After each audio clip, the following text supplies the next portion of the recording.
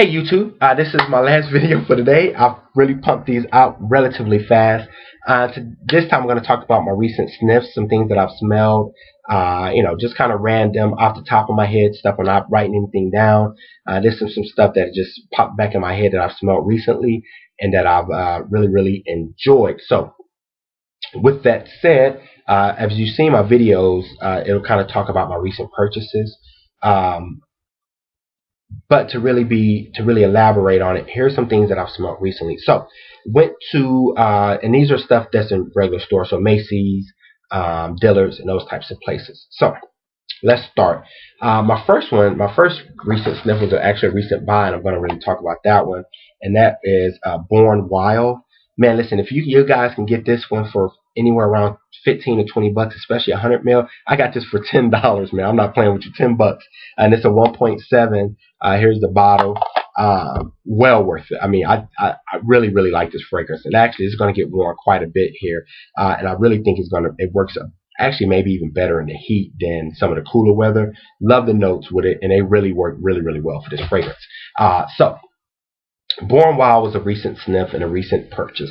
Now on to Macy's, Dillard's, Sephora, and those things. So this week, over the last month, and Perfume Mania. So over the last month, here's what I've smelled.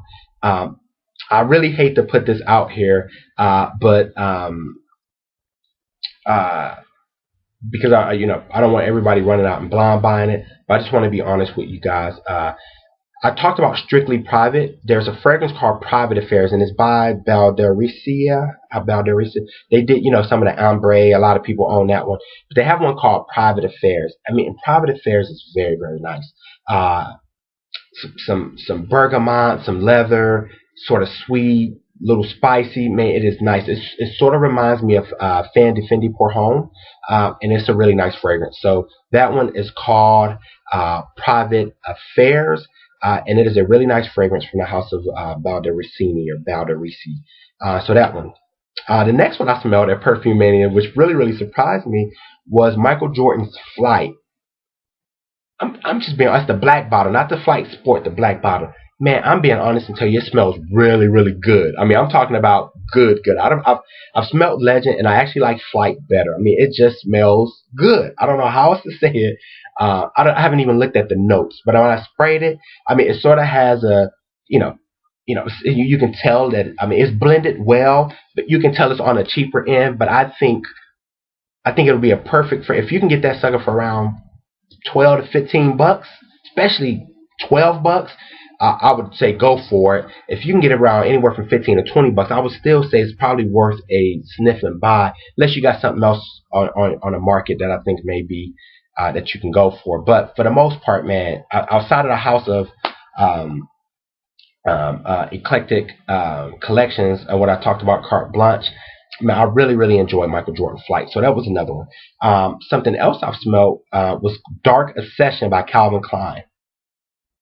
I tell you what, if that was in another bottle by a popular fragrance house, I think that sucker will sell out the door. Dark Obsession is nice.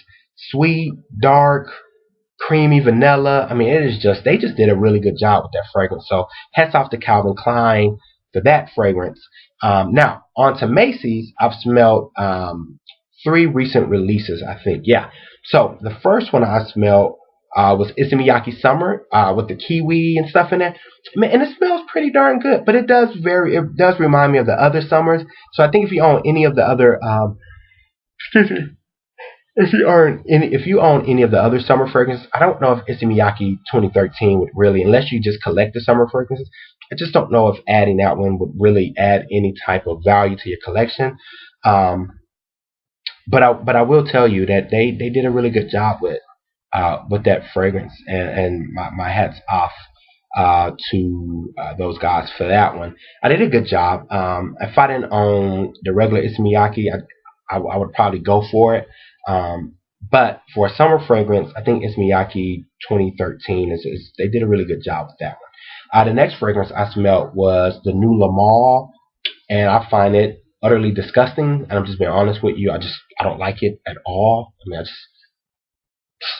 it's not even remotely appealing to me in the least bit. It's just I just stay away from that fragrance. I don't like it. And finally, the last fragrance that I smelled, which just knocked my socks off, was Acqua Fendi. So Fan de Fendi Pour Homme has an aqua one, and man, it is. If you smell the original one, make sort of take out that spicy, really woody opening, and substitute some citrus and marine notes. But around the heart, I mean, they start to smell very, very similar. It's just that sort of that aquatic feeling is just sort of floating around. But it's aquatic and leather with just a tad bit of spicy woodiness. But man, some cedar and some other stuff in there, man, they did a really good job. I tell you what, of all of the summer scents that I've smelled from an aqua perspective, Aqua Fahrenheit is very unique, but Aqua, but I don't like the way Aqua Fahrenheit smells. This one, from an aqua perspective, blows it out of the water. First of all, Fan de Fendi Pour Homme, the original, is very, very nice, very unique, very nice, infinitely better than Spice Bomb to me. And Spice Bomb flew off the racks. This one is infinitely better, the original Fan. And this Aqua one, man, they just kind of blended this aquatic feel to it, and just married it with this leather and woodiness, man. And it would be the most unique fragrance in your collection. That would like, I don't think I've ever smelled anything else like it, which really makes it sort of unique to me. Um, I don't think it's going to sell well. Here's my honest perspective.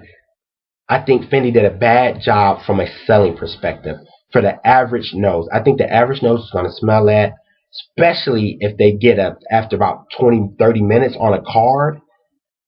They're going to say no way. But for us guys, us fragrance heads, man, I think it is just a beautifully composed, very artistic fragrance of some of the recent designers that for gentlemen only is pretty nice, but this one is probably very, very unique. It goes right with the regular Fan de Fendi, and it really stands out to me as a fragrance on its own. So my hat's off to Fendi, man. They've really taken some financial risk, I think, releasing Fan de Fendi Pour Homme, and even the women's version. I just don't really see women running for the hills for that fragrance, man. But it is just so beautiful, and I would really argue and tell you that all of the Fendis that are in like Macy's are niche quality to me as it relates to the notes and the fragrance. Just nobody else is doing it like that. I just don't know anybody else that's really standing out and taking some risk like that. So hats off to Fan de Fendi. I mean, to Fendi for the Fan de Fendi Aqua. They did a really good job. So for me, that's it. That has been my recent sniffs. I think that's recent sniffs that really sort of stood out to me. Dark Obsession, Private Affairs from Valderisi. I really liked Flight from Michael Jordan. I enjoyed Issey Summer 2013. Probably wouldn't purchase it, but Aqua Fan de Fendi Pour Homme. I may end up just getting that one and then running around in the fall and just getting the regular Fendi. But I think it's going to stand heads and shoulders above everything else. Now it is a bit more transparent, a little bit more watery than the original Fan de Fendi Pour Homme. But I still think it's pretty dense, and it just beats the brakes off of anything. And those two fragrances in department stores are the best two fragrances in department stores in my perspective. So, and the only other one I think can compete with that is Givenchy's for gentlemen only. I think they did a really, really good job with that fragrance. So, and then there are some other, like Dillard's has some unique stuff. Like my Dillard's here has Japura Bashun, Bashin Boshin. I can't pronounce it. The lady said it. I can't read. I can't even read. I'll re-say it. But I think that one stands out. That's not going to sell well in Dillard's. But I think from all perspectives, the Fendi's Fendi has done a really, really good job with what they've released recently. So, with that said, that's it for me, guys. I really appreciate you guys subscribing to me recently. I've just got a host of subscribers. I don't know who any of you people are. I really hadn't even had time to kind of click on you and see if you're doing reviews. So please, if you sent me a message or if you subscribed to me recently, I'm not being rude or not trying to, be on a high horse, man. I'm really I'm grateful for you guys subscribing, taking your time out to watch me. I really, really appreciate it, and hopefully I can interact with you guys more now than I have in the past. It's just my schedule has been with school and everything has been off the charts work. I switched jobs, so I just really got beat up there recently. Things are starting to come around a bit. Still traveling a little bit more than I was. Um, Let me see. But I should be able to interact with you guys here a lot more easier going forward. So again, I appreciate you recent subscribers. Hats off to the community for keep holding it up, doing a good job.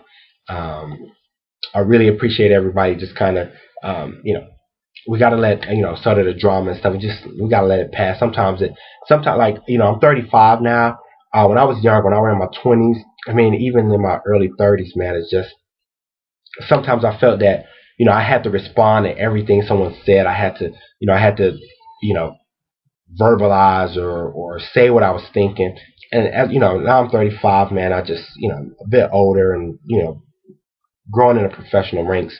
Sometimes you just don't have to say anything. I think the most mature thing to do, or the most the best thing to do sometimes is just not respond. You don't have to say anything. You don't have to make response videos or do anything. Just use just use wisdom. Just blow it off. I mean, you don't. It doesn't value anything by responding. It's not going to add any value to your life. I mean, you don't have to be macho and respond and show you're a tough guy. I mean, the toughest guys in this world are some of the softest guys probably, but they run America because they have billions and billions of dollars. So being a tough guy really doesn't help you. Responding to stuff, just you don't have to. I mean, I'm not telling people what to do. I just think we sometimes we have to be peacemakers, right? Sometimes not only just peacekeepers. Sometimes you just have to be peacemakers. And by making peace, that means you just swallow the lump of pride in your throat, and just move on with your life. So anyway, and that's enough of that. I don't want to really get on that rant. I really appreciate you guys. You take care. Have a great Memorial Day if I don't interact with you before then. And God bless. God bless the YouTube community.